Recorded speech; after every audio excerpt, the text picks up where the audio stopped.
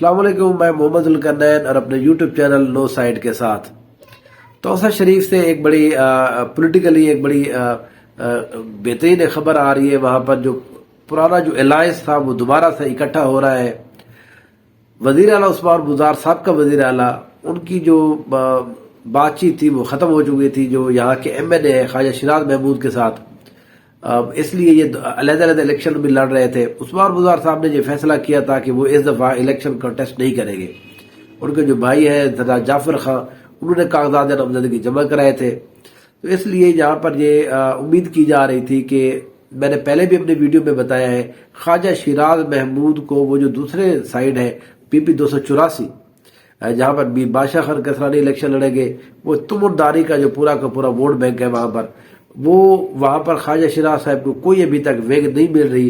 اس لیے خواجہ شیراز صاحب کو مشکلات کا سامنا ہے، پی ٹی ای کے ووٹ بینک کے حوالے سے بھی ان کو مشکلات کا سامنا ہے۔ دوسرا جہاں پر وہ ونگ بھی ان کی بڑی کمزور ہے، ابھی تک یہ فیصلہ نہیں کر پائے یہ کس طرح سے الیکشن وہاں پر کنٹیسٹ کریں گے۔ اب یہاں پر بہت سارے جو مشترکہ دوست ہوتے ہیں، عثمان بزدار صاحب کے ساتھ ان کی بات چیت ہوئی ہے، لالا رؤف ہے یہاں پر، یہ عثمان بزدار صاحب کے بھی اور خواجہ شیراز صاحب کے بھی مشترکہ دوست ہیں، تو انہوں نے بات چیت ایک شروع کی ہے کہ عثمان بزدار اور خواجہ شیراز محمود جو ہے ایک دفعہ دوبارہ سے مل کر الیکشن لڑے، کیونکہ اگر یہ دونوں علیحدہ علیحدہ الیکشن لڑتے ہیں تو ان میں سے کسی کو بھی فائدہ نہیں ہونے والا۔ یہاں پر امجد فاروق کھوسہ کو جو ہے وہ یہاں پر فائدہ ہوگا، کیونکہ ان کی ونگز جو ہے نا وہ دونوں مضبوط ہیں، تو اس لیے یہاں پر مجبوری کسی ایک کی نہیں ہے۔ میں نے پہلے بھی آپ کو بتایا عثمان بزدار کی مجبوری یہ ہے، ان کو یہاں پر اب کمپین ان کی کون کرے گا، وہ اتنے زیادہ کمپین اچھی نہیں کرتے، سردار گو کے وہ ہے لیکن وہ زیادہ اچھا کمپین نہیں کرتے۔ ان کے ساتھ پازیٹیو چیز یہ ہے کہ حلقے کے اندر جتنے بھی یہاں پر کام ہوئے ہیں وہاں پر جو پٹیاں لگی ہوئی ہیں وہ عثمان بزدار صاحب کی لگی ہوئی ہیں۔ خواجہ شیراز صاحب کی مجبوری یہ ہے کہ یہاں پر تحریک انصاف کا ووٹ بینک ہے، تحریک انصاف نے کام کرایا ہے لیکن خواجہ شیراز کے بینر کے نیچے کام نہیں ہوا، تو اس لیے ان دونوں کی جو مجبوری ہے اس کو دیکھتے ہوئے ان دونوں نے یہ فیصلہ کیا ہے کہ ہمیں بات چیت کرنی چاہیے، فائنل جو ٹکٹس ہیں اس کے حوالے سے بھی بات چیت ہونی چاہیے، پھر اس کے بعد یہ بھی فیصلہ ہونا چاہیے کہ ہم اکٹھے لڑیں گے یا علیحدہ علیحدہ لڑیں گے یا کس طرح سے کرنا ہے۔ اسی وجہ سے عثمان بزدار صاحب نے بالکل آخری موقع کے اوپر آخری گھنٹے میں جا کر اپنے کاغذات نامزدگی جمع کرایا ہے پی پی 284 کے اوپر۔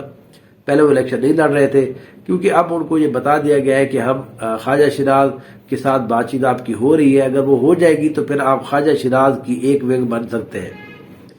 خواجہ شیراز محمود کے لیے یہ بہت ضروری ہے اگر آپ نے ایم این اے کا یہاں پر الیکشن لڑنا ہے۔ ایک تو خواجہ شیراز صاحب نے پی ٹی آئی کے ووٹر کو ابھی تک یہ نہیں بتایا کہ وہ پی ٹی آئی کے ٹکٹ کے اوپر الیکشن لڑیں گے یا وہ آزاد حیثیت میں لڑیں گے۔ خواجہ شیراز کے پاس ایک آپشن اس کے علاوہ بھی ابھی تک موجود ہے، وہ ہے پاکستان پیپلز پارٹی کی طرف سے